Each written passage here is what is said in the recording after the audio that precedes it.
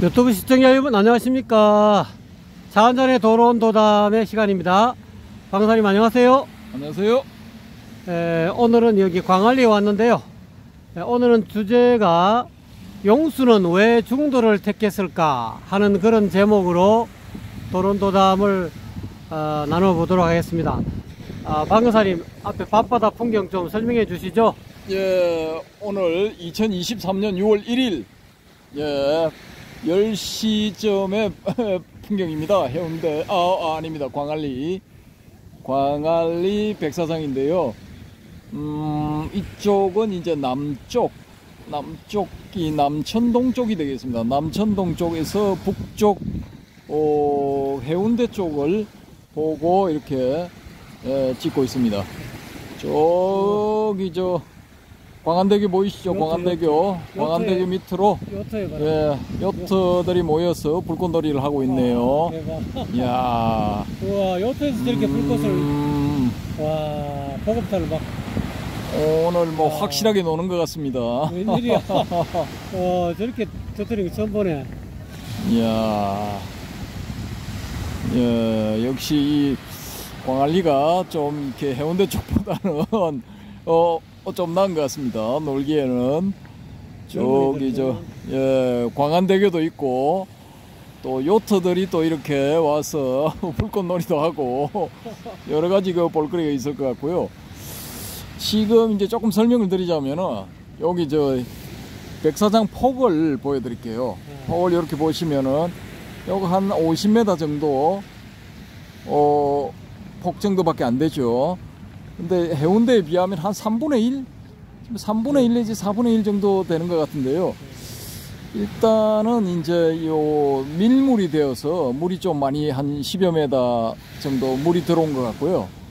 저기 길도 뭐 여러 가지 이유로 인해서 백사장을 좀 잠식하고 들어온 것 같습니다. 어쨌든 간에 제가 어릴 때 광안리에 자주 수영하러 왔었는데 여름에 그때의 백사장 폭에 비하면은 뭐 절반 정도의 느낌, 뭐 그 정도밖에 안 되네요. 그런 느낌. 여튼간에 많이 줄어드는 것 같습니다. 그 대신에 이제 눈요깃거리, 볼거리는 이제 많아진 것 같네요. 여기 요 빌딩군이 해운대 더베이 101에서 딱 보면 바로 앞에 보이는 그 빌딩군들이거든요. 예, 요 반대편에서 봐도 멋지게 보이네요. 그리고 여기가 이제 광안리 회센터 뭐 하고 일부 호텔들인 것 같은데요. 뭐 대충 뭐 그런 것 같습니다. 어쨌든 간에 화려합니다. 화려하고 여기는 이제 젊은 세대들이 20, 30대들이 많이 찾아오는데요. 뭐 10대 후반도 있습니다. 10대 후반도 있는데 여기 장점이 뭐냐? 요 근처에서 편의점에서 이제 소위 말하는 음료, 알코올성 음료 뭐 이런 것들 사들고 안주하고 이렇게 좀 적당히 사들고 와서 여기서 이제 밤을 새우는 겁니다. 여름에 밤새도록. 파라솔 같은 게 파라솔도 이렇게 있는데요. 여튼간에 이제 젊은 사람들은 이쪽 광안리로 모인다고 합니다. 저는 이제 뭐 이렇게 이 젊은 사람들이 모인다고 소문나고 난 다음부터는 안 왔거든요. 거의 안 와서 모르겠는데 현장은 이제 뭐 다음번에 한번 7월이나 8월 달에 한번 보여드리겠습니다. 대충 뭐 앞 경치 설명은 이렇게 마치고요. 본 주제로 들어가서 왜 그러면은 이제 용수, 그 대성불교의 선구자라는 용수는 왜 중도를 택했을까? 예, 그 점에 대해서 이제 좀 말씀을 드려보겠습니다. 또 불꽃놀이 하네요. 열심히 합니다. 우와, 웬일이야. 오늘 뭐 날 잡은 것 같습니다. 우와. 그 중도를 이제 중관 사상을 담고 있는 중론이라든지 뭐 기타 등등 이런 그 용수의 저수를 보면은 그 대부분이 이제 이 중도를 강조를 하죠. 핵심 사상, 용수의 핵심 사상 또 이제 중도라고 그러는데요. 이 사람이 그 초기 불교에 하고 많은 이 사상들 중에 왜 중도를 택했을까요? 이게 좀 이제 의문을 우리가 가져볼 만하거든요. 근데 왜 용수가 중도를 택한 것 같습니까? 아무래도 중도를 택한 이유는 그것이 사람들로 하여금 양변에 떨어지지 않게 하기 위해서 사람이 이제 있다 하면 유에 떨어지기 쉽고 또 없다 하면 또 무에 떨어지기 쉽고 뭐 공하다 하면 또 공에 떨어지고 또 공하지 않다 하면 또 공하지 않다에 떨어지고 아무래도 깨달은 습관 안 그러면 뒤에 그 전등하시는 그런 조사들의 입장에서 보면은 사람들이 이제 한번 어떤 사람들이 뭐 공하다 하면 공에 떨어져 버리고 또 있다 뭐 묘하게 있다 하면 또 있다에 사람들이 자꾸 이렇게 상에 집착하기 때문에 양변을 전부 다 떠나서 어디에도 집착하지 않는 그야말로 뭐 금강경에서 핵심 사상이라 할 수 있는 무집착 양쪽에 어디에도 집착하지 않는 그런 마음의 자세를 가지는 것이 괴로움에서 벗어나는 뭐 최상의 길이다라는 그런 뭐 간단하게 제가 살펴본 바는 그렇습니다. 그렇게 해서 중도를 택하지 않았을까 그런 생각이 듭니다. 예, 이제 일반론은 그렇거든요. 그래서 이제 가전연경을 보니까 뭐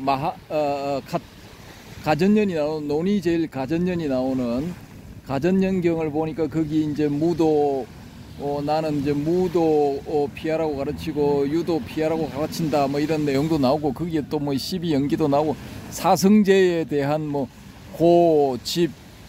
고집까지인가 뭐 이렇게 해서 또 고멸도 나오고 고집성제 고멸성제 이런 걸 뭐 이렇게 이야기를 하고 이렇게 연관을 시키고 있습니다만은 제가 이제 좀 주목하려고 하는 부분은 어느 부분이냐 하면은 12연기를 한번 주목해 보자는 거거든요.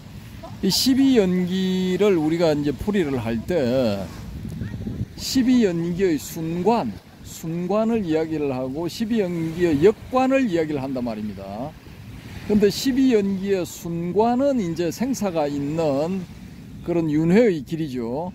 근데 12연기를 역관해서 무명을 이제 깨치고 나면은 열반을 끊고 생사를 끊고 또 윤회의 고리에서 벗어나서 이 열반을 정득한다 이렇게 돼 있단 말입니다. 대부분의 경전에서 설명을 그렇게 하거든요. 근데 여기서 우리가 이제 뭐 저 같은 경우 의문을 가지는 게 뭐냐 하면은 야 이게 아니 맨 마지막에 끊어버리는 게 무명인데 아니 무명을 끊을 밖에는 처음부터 명을 강조하면 되는 거지 왜 무명을 끊는 그걸 강조하냐 이거죠. 그냥 명해라 발금해라 무명이니까 비더야 하니까 비더야 명을 해라 이렇게 하면 간단하게 끝날 거거든요. 그게 뭐 아비더야에서 무명에서 무명을 만드는 이 명 상태를 곤란하게 만드는 그 무자를 떼버리고 무명에서 무자를 떼버리고 명을 찾아라 이렇게 해버리면 될 건데 이 양반은 희한하게 뭐 주저리 12가지를 전개를 시켜놔놓고 그 시작점이 무명인데 그냥 명 해버려 하면 다 끝나는 건데 뭐 끝까지 뒤를 쭉 뭐 순관이다 하면서 노사까지 갔다가 또 뭐 역관이다 하면서 거꾸로 올라와서 무명까지만 무명을 없애는 것까지만 딱 해버렸거든요. 그러니까 여기서도 이게 특징이 드러난다는 거죠. 이 스가몬이라는 사람이 어떤 식으로 교서를 설파했느냐라는 이제 특징이 드러난다는 겁니다. 12연계에서. 그러니까 이게 명을 강조를 안 하고 그냥 무명을 없애라 해버린 거죠. 그러니까 이건 뭐 이게 특별한 자기의 주장 이걸 내세우는 게 아니라 그 반대되는 것. 뭐 여기서 다른 차원에서 사성돼서 이야기를 하면은 이게 고집멸도잖아요, 그죠? 근데 고가 생기는 거는 집 때문에 생긴다 이거죠. 그럼 집을 안 하면 돼. 집착하지 마라 해버리면 되는데 돌을 닦아라 이렇게 이야기를 하거든요. 돌을 닦아라. 돌을 닦아서 번뇌가 멸해야 된다. 그러면 그게 열반이다 이렇게 해버린다고요. 여기도 그냥 집착하지 마라. 그러면 그게 열반이 된다. 이렇게 단정적으로 직접적으로 이야기를 안 한다라는 거죠. 그러니까 석가모니라는 사람의 어법 자체가, 구사하는 어법 자체가 이게 간접어법이다라는 거예요. 간접어법. 직접적으로 뭔가를 이야기를 안 하고 간접적으로 이야기를 한다. 애둘러서. 그러니까 직접적으로 뭔가 이야기하고자 하는 것의 반대 개념을 이야기를 해버린다는 거죠. 딱 거기까지 가버린다는 겁니다. 그러니까 용수라는 사람이 소위 말하는 중론의 맨 앞에 팔불중도에 대해서 이야기를 할 때 모든 희론을 잠재운 석가모니에게 엎드려 절합니다. 그런 구절이 있거든요. 그러니까 석가모니가 모든 희론을 잠재우는 방법은 직접적인 어법을 쓰는 게 아니라 간접어법을 쓴다는 거예요. 간접어법. 그러니까 용수도 그 간접어법을 흉내낸 거죠. 그거 따라간 거죠. 따라가서 이제 유도 아니다, 무도 아니다, 일도 아니다, 이도 아니다. 일 같음, 하나니까 같음이죠. 다를 이자, 같은 것도 아니고 다른 것도 아니다. 뭐 끊어지는 것도 아니다. 불상부단, 항상 하는 것도 아니고 끊어지는 것도 아니다. 뭐 이런 식으로 간접화법을 취하는 거죠. 이것도 간접화법이거든요. 일종의 직접화법이 아니고. 그러니까 양변을 여인다. 아주 뭐 멋지게 들리죠. 이게 양변을 여기서 뭘 어쩌겠다는 건데, 그래서 양변을 여이면 뭐가 나타난다는 건데, 뭐 직접적으로 뭔가 이야기하는 게 없어요. 직접적으로 뭐 불성을 찾아라든지 아니면 아라야식을 찾아라든지 뭐 엄마라식을 찾아라든지 직접적으로 이렇게 언급하는 게 없어. 전부 간접적으로 이야기를 해버리는 거예요. 그래서 이제 이 중관학파, 마더야 미카라고 하는 중관학파의 정통파를 뭐라고 하느냐 하면은 귀류 논쟁이라는 거예요. 상대방의 주장, 단정적인 주장의 허점을 찾아서 논파를 해버리는 그런 논쟁이다라는 거죠. 귀류 논쟁. 도로 돌려준다 이거죠. 상대의 주장을 가지고 잘못된 점, 단점을 찾아서 그 근거를 없애버린다라는 거죠. 그렇게 해서 상대방을 논파해버린다는 거예요. 그런가 하면은 그런 점들은 좀 이렇게 뭐 미꾸라지가 소나기에서 빠져나가는 것처럼 뭐 그런 식의 그 볼성사나운 주장이니까 정정당당하게 우리도 뭔가를 이렇게 긍정적인 주장을 내세우자라는 게 이제 자립 논정파단 말입니다. 그러니까 그런 이런 상황에서 지금 사람들이 평가하기는 야, 용수가 그렇게 단정적인 표현을 쓰질 않았다. 그러니까 자립 논정파는 아니고 이 간접화법을 쓰는 귀류 논정파가 용수 중관학파의 혹은 중관종파 혹은 중관사상의 정통이다라고 이렇게 주장을 한단 말입니다. 근데 저는 이제 좀 그게 불만이죠. 아니 뭐 이야기를 하자면 정정당당하게 확실하게 뭔가 이게 내 주장을 이야기를 해야지. 전부 간접적으로 살짝 비켜나가면서 반대되는 양극단이 있다.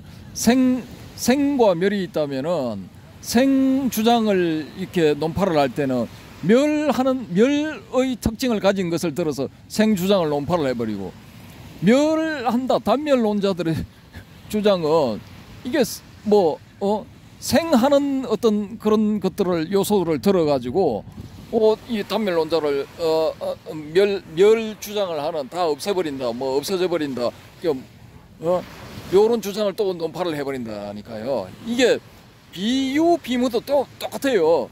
유를 주장하는 사람은 무를 들어서 그 유를 논파를 해버리고, 무를 주장하는 사람들은 유를 들어서 유의 특징을 들어서 무를 또 논파를 해버린다고요. 그러니까 이게 이 미꾸라지 같은 놈들아 소리를 들을만 하다라는 거죠. 근데 과연 그러면은 이런 이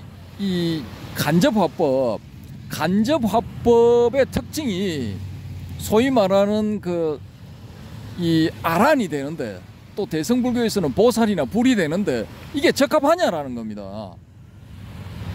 이 방법으로 과연 이 방법을 선택해서 배우는 사람들이 아란이 되든지 보살이 되든지 불이 되든지 됐느냐라는 거예요. 이게 중국에서는 이제 중간 같은 경우에는 중론, 백론, 12문론 해서 3론종이 또 성립이 되죠. 3론 학파의 3론종. 3론 학파의 중국 3론 학파의 고성들 가운데서 부처나 보살이 많이 나왔냐 이거죠. 이건 이제 우리가 천천히 이제 검토를 해 볼 거고요. 그 바람의 검객님이 제시를 하신 이제 고구려 출신의 성랑스님의 이 삼론 사상 거기에 대해서도 이제 검토를 한번 해볼 거거든요. 그래서 저는 이제 이 용수가 이 비유비무라는 소위 비유비무라는 그 중도를 택한 것이 이 스카모니의 간접화법 그 화법을 따라간 것이지 않느냐라고 이제 저는 그렇게 본다라는 거죠. 그렇게 보면은 이게 이제 앞뒤가 좀 맞아 떨어지거든요. 이 사람이 그 중론 앞에서 서두의 8부를 이야기를 하면서 8가지를 이제 부정을 해버리죠. 부정을 하면서 스카모니 불 모든 희론을 잠재운 스카모니 불께 경배한다, 절한다. 이게 성립이 된다라는 거죠.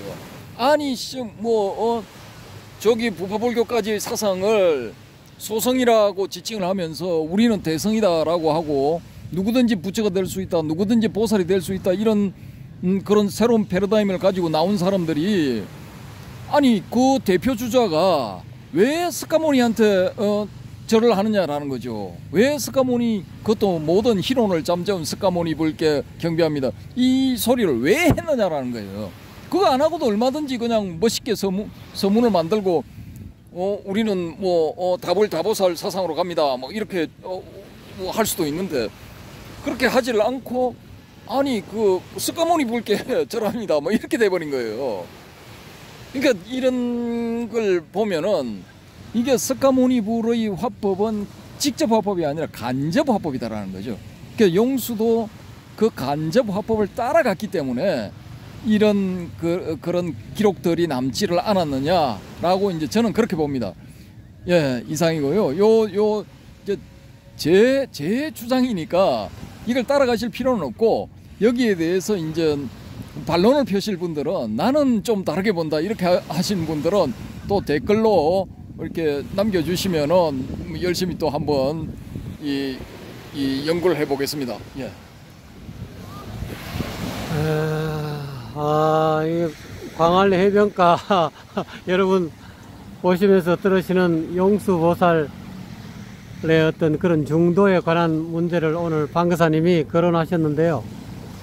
여러분께서는 또 독특하신 또 여러분만의 나는 이렇게 본다. 왜 용수는 중도를 강조할 수밖에 없었는가 하는 어떤 뭐 여러 가지 또 다른 이유가 또 사람에 따라서 방거사님 이외에 다른 어떤 그런 견해를 가지신 분들도 있으리라고 믿어 의심치 않습니다.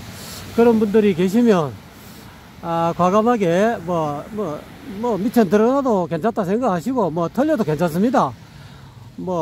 우리가 이거 하는 것이 완벽해서 하는 것이 아니기 때문에 서로가 자기 의견을 개진하다 보면은 그 가운데서 조금 더 낫고 완벽한 그런 어떤 그런 좀 더 진실에 가까워진 도론도담이 되지 않을까 하는 그런 생각입니다.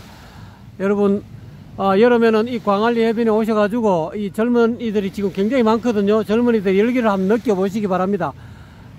이 불빛만큼이나 젊은이들이 지금 굉장히 많습니다. 아직 오늘 토요일도 아닌데 금요일인데도 이렇게 젊은이들이 엄청 많습니다. 저희들은 한쪽 모퉁이에 와서 이렇게 여러분에게 도론도담을 간단하게 나눠 보았습니다. 오늘 방거사님 감사합니다. 감사합니다. 시청해 주신 여러분 대단히 감사합니다.